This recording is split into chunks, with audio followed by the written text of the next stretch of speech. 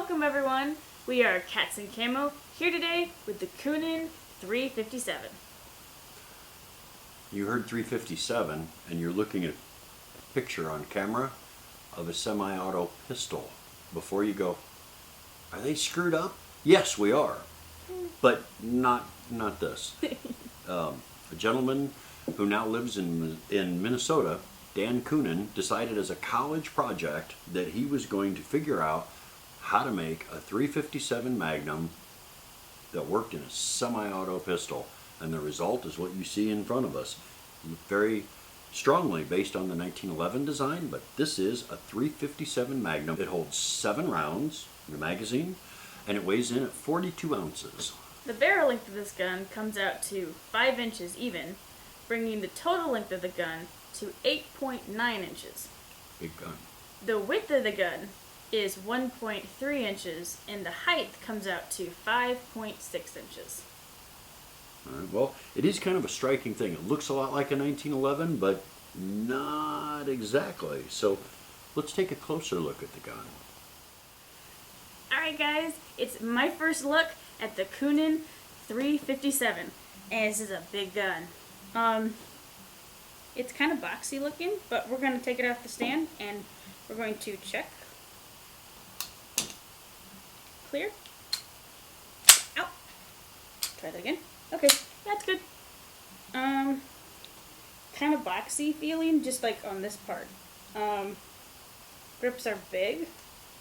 Not necessarily a bad thing. I mean, it doesn't feel completely uncomfortable, but not natural either, I guess. It's a steel frame, so that's something to mention. I like their little logo on the grips. Okay, mag release is going to be just on one side, like most guns. And I have little hands. That took a little more effort. Okay, let's try this again. Okay. One more time, just for safety. If I can hit the button. Really? You're making me look bad on camera. Thank you.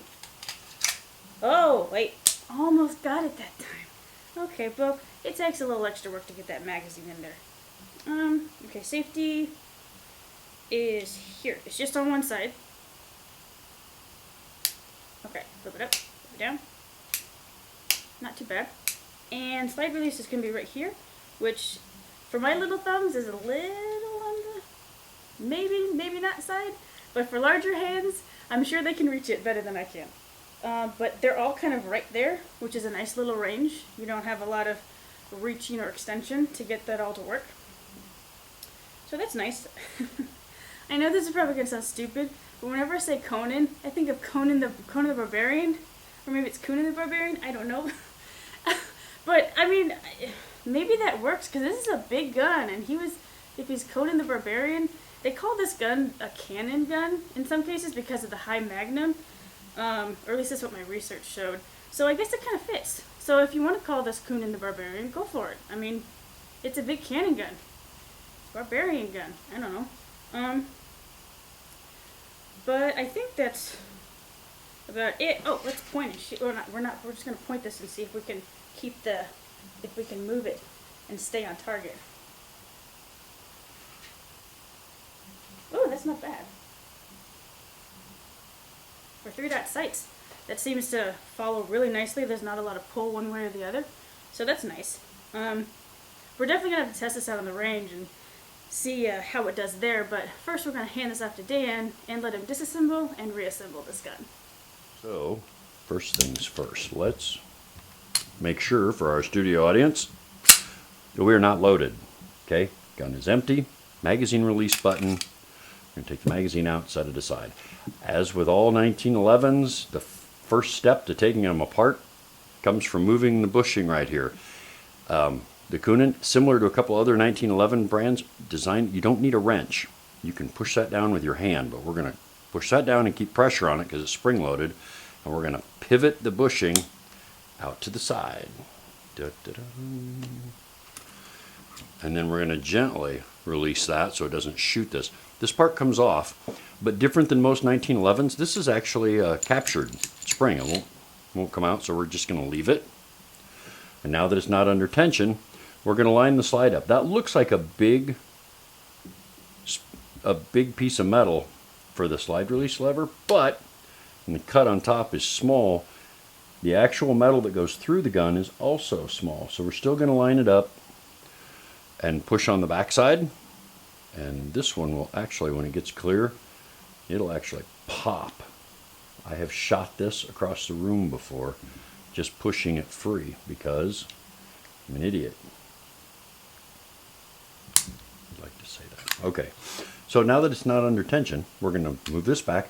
Now I know with the takedown lever, it looks like that's a fairly broad piece, and the cut in the slide is small. That actually goes to the front of that part, just over the top like so, and then this should come free. Lever comes out, and now the slide will separate from the frame. You can set that part down. Mentioned before, this is attached, so nice and easy. Big barrel for 5-inch 1911. So, back to this. We're going to turn it 90 degrees the other way. Whole thing comes out, and then the barrel can come forwards and rotate and slide out of the gun. The barrel can come forwards and slide out of the gun. Ta-da! And there you have the Connan 357 Magnum. We'll put it back together. Barrel first, in through the muzzle, until it clicks. Pushing in. Turn all the way in and then rotate it. Spring and guide rod. Again, that's grooved so it sits right on the barrel. Easy to keep track of. And as always, it just seems easier to get it started upside down.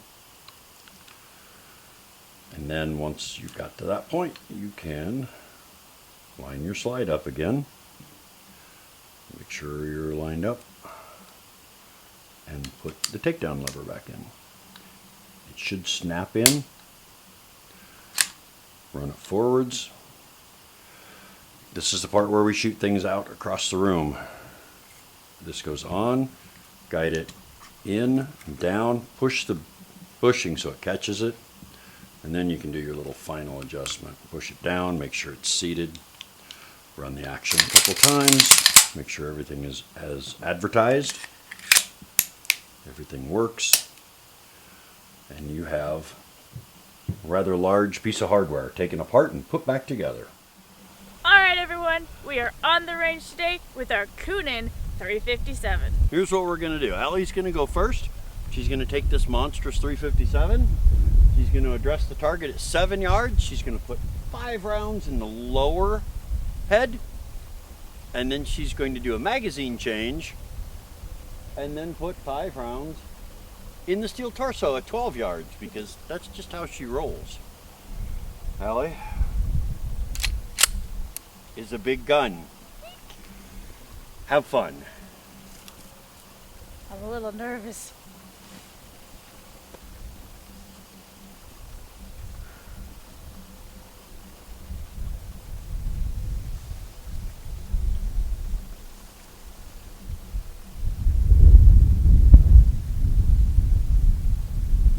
Safety's on.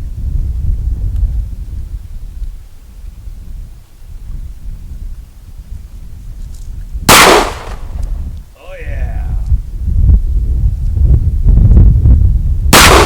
The mighty Connan.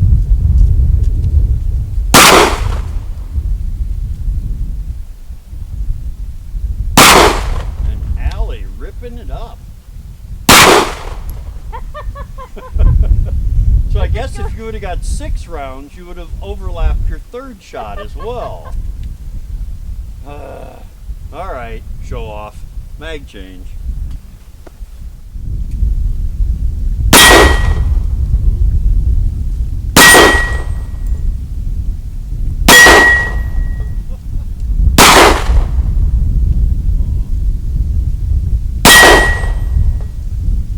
Dang it! Missed one! Are you ready? All right, Allie had her turn with the Connan 357, and for such a huge gun, she shot it really well. This is, look at the size on this. This is, looked like it was made for Frankenstein, or me. Either way, Frankenstein doesn't get to shoot this gun today. I do. So I have 2 magazines loaded to 5 rounds each. We're gonna do 3 rounds in the alien head, the taller one, and then we'll try double tap on the lower one.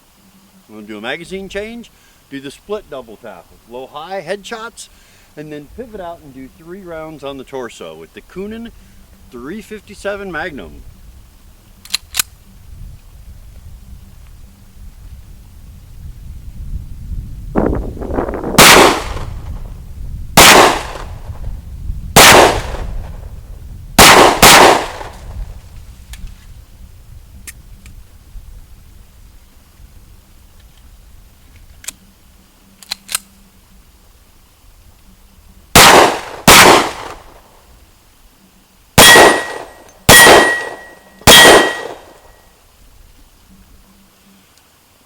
I like this gun.